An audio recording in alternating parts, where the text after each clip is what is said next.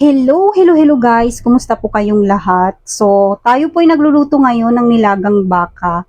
Ayan, actually ang ginamit naming lutuan ay pressure cooker para madali siyang malambot. Mga 1 oras mahigit na po namin itong pinapakulo para mas malambot talaga siya. So, ayan, tayo po ngayon ay nagpapatunaw ng atsuete para ihalo sa sabaw. Masarap kasi na may atsuete na ihalo sa sabaw. So, ayan, ihalo na rin natin yung patatas para malambot siya.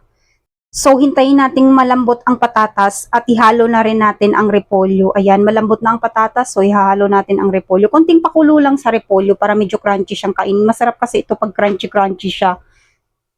Kayo ba guys, gusto nyo rin ng ganun na medyo crunchy-crunchy yung repolyo? Yung patatas gusto namin na medyo lata-lata, pero yung repolyo gusto namin na medyo crunchy siya. Masarap kasi yung malutong-lutong na kinakagat-kagat mo habang kumakain ka, ano.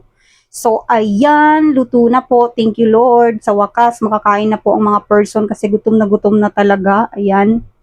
So, nilalagay na natin sa plato para tayo maglapangan na. Ayan, lapang-lapang na.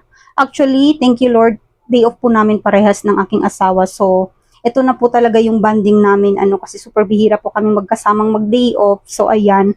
Pagluluto, dala chismis, yan na po ang banding namin tuwing magkasama kami.